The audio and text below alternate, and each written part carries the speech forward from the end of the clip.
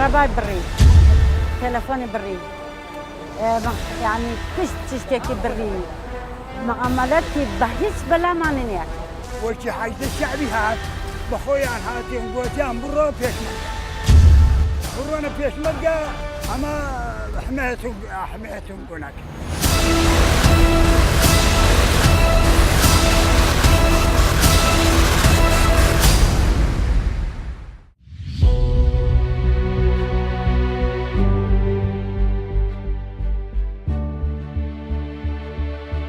ئێرە میحوەری ڕۆژاوای کەرکووکە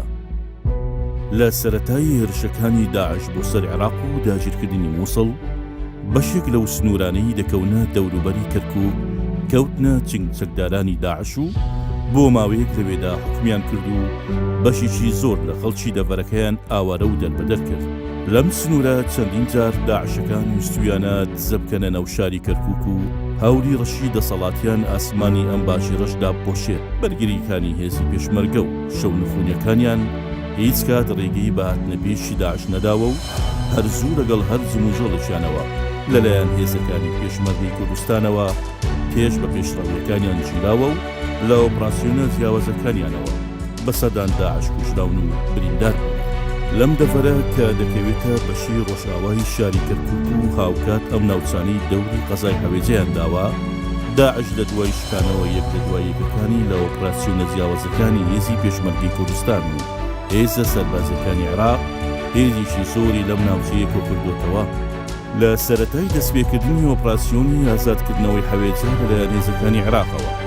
بەشێک لە وڵاتیانی سیڤیلی ناوچەکە و بەشێک لە خێزان و هەندێک لە چەکدارانی داعش پۆڵ خۆیان دەگەنە سنوورەکانی کوردستان و خۆیان ڕادەستی هێزەکانی پێشمەرگە دەکەن. طبعا ئەمە سنووری مەحوەری پێنجی ڕۆژاوای کەرکووکە کە سنووری مەلا عەبدوڵای پێ دەڵێن. حالیان کەوا ئێمە ئەلەم سنوورە ئەلەم دێین ئەم گوندە گوندی ئەبوو سەیفە نزیکەی 3 کیلۆمەتر لە دەری مەلا عەبدوڵاشە. ئەم نقطەیە نزیکترین نقطەی پێشمەرگەیە کە لە داعشەوە. ڕۆژانە دێن بە دەرەجەی یەک هەموو ئەتا بڵێ ئەمیرەکانی داعشە بە ماڵ و مناڵیان ناردووە. من دوێنێکە خۆم مەقابلەی چەند ئافرەتێکی داعشم کردووە بە ئاشکرا هاوار دەکا ئەڵێ مێردەکەم داعشە و دەتوانای لە دەسەڵاتی منانیە و هیچم پێ ناکرێ. وەکو ئێمە تەعاملی ئێمە هەتاکو بڵێ ئینسانیەتە، ئێمە لە ڕێبازی خۆمان لا نادەین. بەڵێ ئەوان کە دێنە لە ئێمە حساب کە دیلێکن زەلیلن، ئێمە بۆ پەڕی ڕێز و احترامەوە احترامیان لێ ئەگرین ئەنجاکە بەڕێیانەکەین بۆ محوەری خۆمان لە سەروی خۆمانەوە ئەتر بزانە هەواڵ نقلی کەمپەکانیان دەکەن کە وتر دیل ئەتر دیل لە دەسەڵاتی هیچیان نامێنێ، هیچی لە دەستان نییە. ئەگەر ئەوان خۆیان بە هین ئەزانن بەوەکو بە ئەفسانەی داعش ناویان بردەبوو، ئێمە لە جەپەکانە تەخسیریمان بەرامبەریان نەکردو. وەکو لە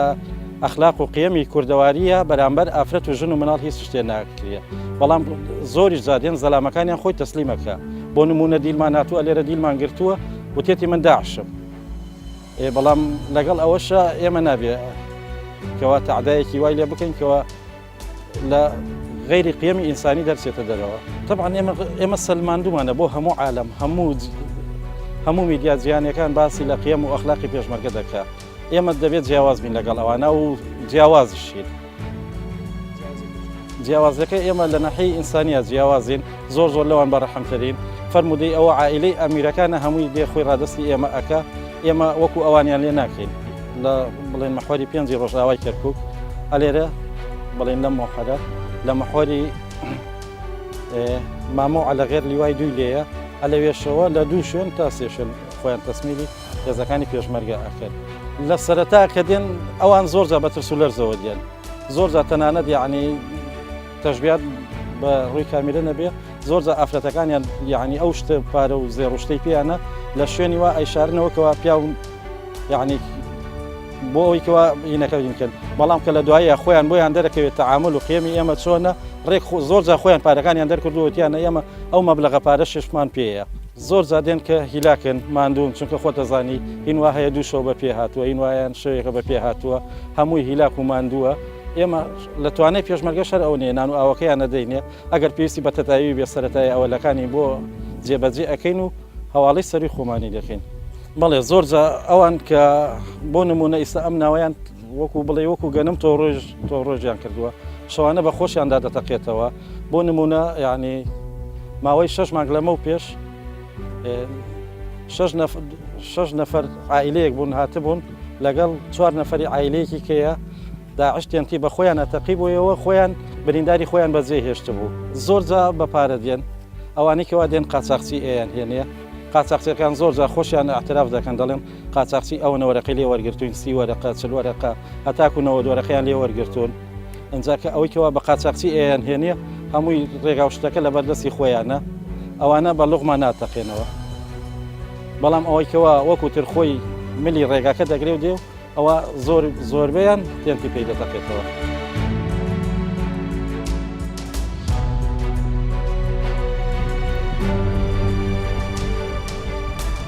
ئەو خەڵکانی کە بۆ ئارامگەیەک چەندین کیلۆمەتریان بڕیوە لەگەڵ نزیک بوونەوەیان لە چەپەرەکانی پێشمەرگە و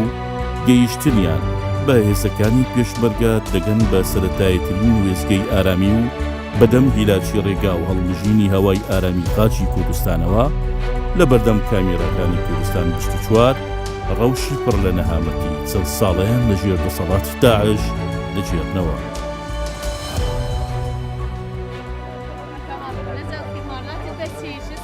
ئەگەر ئافرەتان ڤیا بە بچن دەرەوە بە ئازادی نەتکارین بچن بتەنە دیگەڵ زەڵامان دەکاری بچن. ئەم کوهات نەڤرا هەتا هەواژی گوهڕانکاری بەسەرداهاتێش بۆمە دەبن دەسەڵاتە داعشێدا دیرچوون پڕ هەبوو ئەڕەفتارە دیارکری بوو نیقابێ دەوێ گرێ بدی و دەرسۆکێ بکی و جلکێن ڕنگ و ڕنگ نابە لەبەر بکی مەگەشتان جلێن ڕەش لە خۆ دگرن ڕنگ قەدەغە بوو. ئەگەر کەسێکی جلکن ڕەنگا و ڕەنگ لەبەربانە ئیشکەنجەت دا و جلێن وان دەقەداندن بچنێ ڕەش یان نیلیمە لە خۆ دکرد. ئەموی دەمی دڕەوشێکە پڕ خراپە بوو بە لە سوپاسش بۆ خۆدێ مەکاری ئەم خۆ ڕزگار بکن و ئەیەک لە دیفئێکی مەڕێیا خۆ ڕزگارکردنەی گرد بەرخوا ئەو چیان ئەم تێدا دەهاتن گشت ماینکری بین. ئەگەر ئەم بشەف هاتبان ئەم ژناف بچوو ئەم دەوان ڕێیاندا دەهاتن کۆوانج بۆ مرۆڤێن خۆ وێکر بوو. ئەگەر تەڤیا بە خۆ ڕزگار بکی دویا هەنێک پەرەی بدی بەلێ بۆ ماڵباتێن وان پێپەرە بوو. ما بگۆژمێ 20 وەرەقان خۆ ڕزگار کرد ئەو پەرێژی مە بفرۆتنا زێڕ و جوولبەرگ و پێتڤیەن خۆ پەیدا کرد.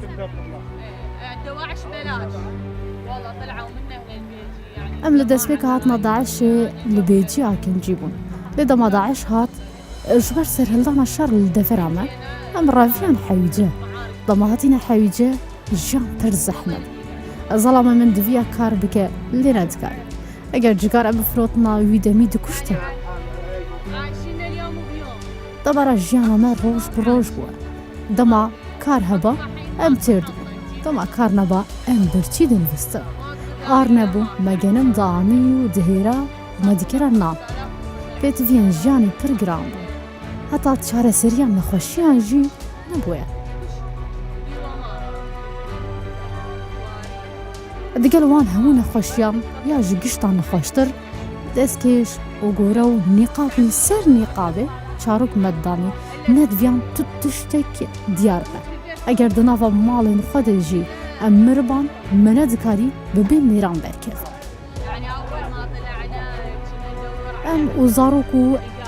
مرۆڤێن مە سواری پیکەمێکی کردن ئەم ئانین داوی گوند لە هەمبەر چەپەرین پێشمەرگە لە جەیەکی ژەمەڕە گوتن لویجی نیشانێک هەیە و ڕێ نیشانمەدا و مەخۆ ڕزگار کرد. ئەم شەوێکی لور مانە دیگەل ڕۆژهەڵاتدا ئەم بەرە فعالی پێشمەرگە چوون و وانژی پێشوازی لە مەگەر ڕەفتارێن پێشمەرگە پڕ باش قەدرێ مەگرتن و خواردن و بە خواردندان زاڕوکێنمە و گەلێک ڕێز لە مەگرت نەها ئەم دڕۆشێکی پڕ ئارام دەدژی.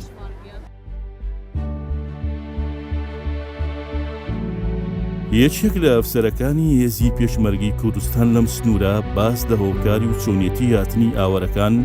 بۆ بەرنامەی چیرۆکەکانی دوای جەنگ دەژێڕێتەوە و میکانیزمی مامەڵەکردن لەگەڵ ئاوەرەکان دەخاتە ڕوو. ئێرە منتیقەیە بوسەیفی پێڵێن ئەمە منتیقەیە لە عەبدوڵڵا بوسەیفە بڵێن ئەمە گوندی بوسەیفەکەی سێ مەحەللی دانیشتووینە ئەمە دیارە دوا نقطەی هێزی پێشمەرگەیە سەبەب میحوری پێنجی خۆراوای کەرکووکە. ئێمە لە سەرەتای شەڕی داعشەوە ئێمە لێرە جێگیر کراین وە بۆ 2 ساڵ و شتێکە چی دێمەوە لێرە بحكم كدمك الليرين وشارزاي طومان إلى منطقة لسره نقاط كانوا ديكان ويسش جيش العراق وحشد الشعبي دياره هجومي شان كدو بس حويجو وشولان دسيان فيكم دوا لشنقولي كي بي معلوماتي دقيق ما شنقولي شامبويان كدو توك أو خلق روب كان أو شونانا ليوي آزاد على أساس تسليمي أوان بالبلاء أوانا بتشن بلام خلقك وادياره إيما بباشتر زانو يزي بيجمع قبل هزي كي توركمو باش وبرحمو بعاطفي أو كيما لقى خلق باش نفرق هيج تيني تويج جناكن هم يقولوا كان إيمو زيات الريال لإيمو يدين خوان رادستي هذا كان فيش ما كذا حبوس نجار كان منوا إيمش فيش وازيان لكن يدين بروباوش يزي فيش ما جا طبعا كدين ديار بالشوان دين رأكن الدرس حج شعبي هزي عراقي دين شوان دين بندس نقاط كان إيمش يعني بيني لزين كأوانن بحكم ذلك عائلة وانا إيمش براسي دسيان يفارزينو أرقام اللي أنا بياني زوكي دين خوان رادستي إيما كانوا إيمش وكو إجراءاتي بيست إجراءات السرطة كان يما عائلة كان جاكين وبيعو كان جاكين ودواتر الرواني أنا كين بو سريخو مانو ديار السريخو مانو اللي هو بريانا كان برو كم بكان لە دوای گەیشتنی هاوارەکان و حەوانەوەیان بە شێوەیەکی کاتی لە چەپەرەکانی هێزی پێشمەرگا دواتر گروپ لە ڕێگای ئۆتۆمبیلەوە دەبردرێن بۆ چەند بنکەیەکی ئاسایش و لەوێشەوە دوای ڕێکارە پێویستەکان پۆڵ دەنێردرێن بۆ کەمپەکان و لە چاوەڕوانی گەڕانەوەیان بۆ زێری خۆیان ڕۆژەکان بەسەر دەبەن.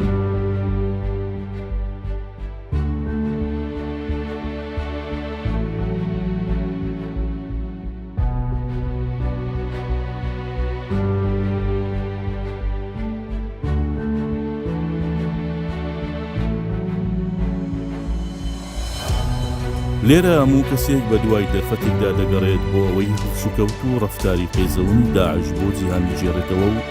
باسی ئەو زەرەر و زیانانە بکەن کە بەهۆی هاتنی داعش بۆ ناوچەکانیان بەرژیان و ماڵیان کەوتووە.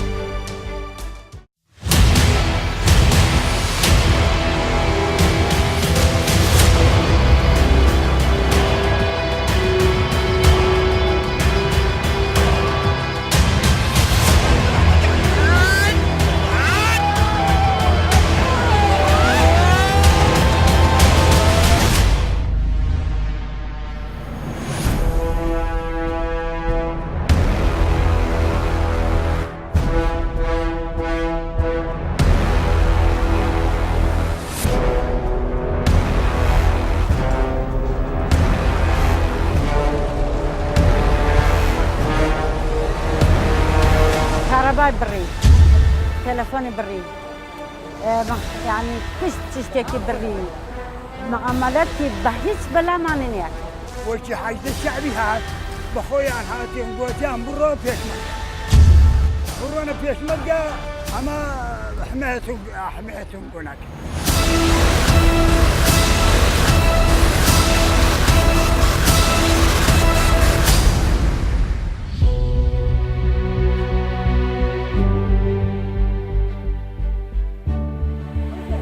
جيان من روي جيان نما حركات مان بي جيان نما كهرباء بري تلفوني بري يعني كشت تشتكي بري معاملتي بهيج بلا ما ننيك تو أو بياوكا اللي حد أو أنا درج بيه كراسة وأنا كل بيه يعني نهايتك بهيج معاملة لقل ما نباشنو بعدي برا مانكر بتشي راكن أي برا راكن بخوا زيان من شون يكي مردوه للزوي أو ها نجيانا كمان زيان من هيش نية شاي نازاني تشيه برج نازاني تشيه يعني هيش نازاني تشيه ساور أخوين قنم أخوين أو أخوين أنا والله أو أخوين إذا هاتنين جينا تلايوا شون دايك مان تازة إمي هاوردا هاتنا بدنيا الدنيا مان ديوا أري والله كنا من هوا من راكي شانات وان شامنية وناك العرب هسه كلها والله والله يقول نروح على كراد أنت ايش منك أحسن من كل هذا أدنى ماشي كلهم الليل ونهار ينظمون عليكم مو بالرجل شو راكن ولا ايوه اذان بس شو الرجل راكن ولا ايوه لا خوشي لا ترشي لا ترشي ماليان حركاتيان بقرآن كشت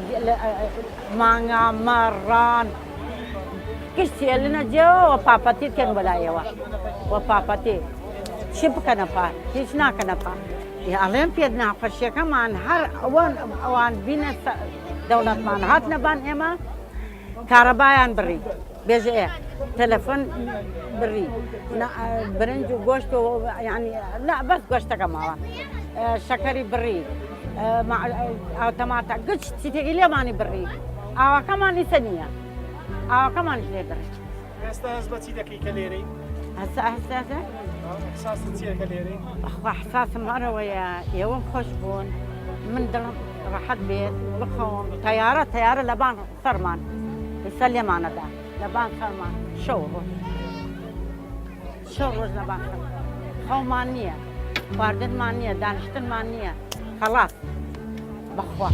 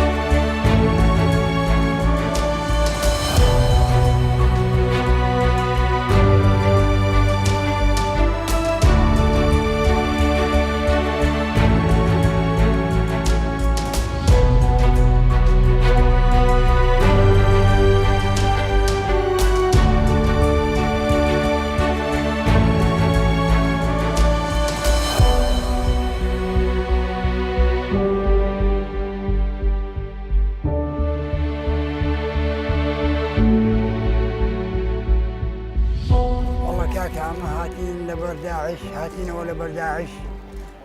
دوايا داعش ذقتيان دا لبو ما ذق لبو ما كرديها اما درناش الا قندان ها وشي دوايا هات لبوان وهراتم بخويان اما شي لدتنا نمايا حشد الشعبي للاي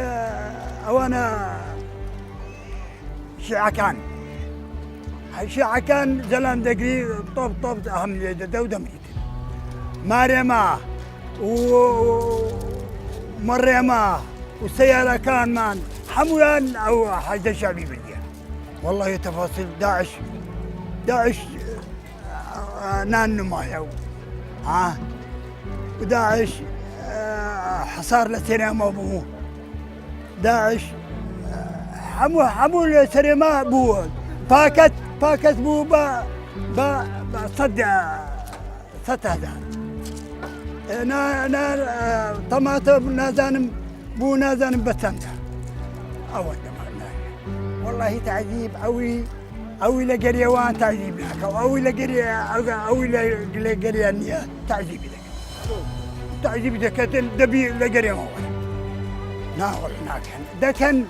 ده كان بقول من درم نبوخت بقول ورا بقول برا بقول ورا بقول دبي لا ما ريحو درنا او لقريوان او دشي بدري دبا او لقريوان يا ناتواني دەربێت لێمانی والله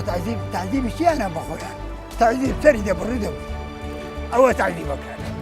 ئەوەندە وەکی حەجدە شعبی هات بەخۆیان هاتیان گوتیان بڕۆ پێشمەرگە بڕۆنە پێشمەرگە ئەمە حمایەتم بۆ ناکەم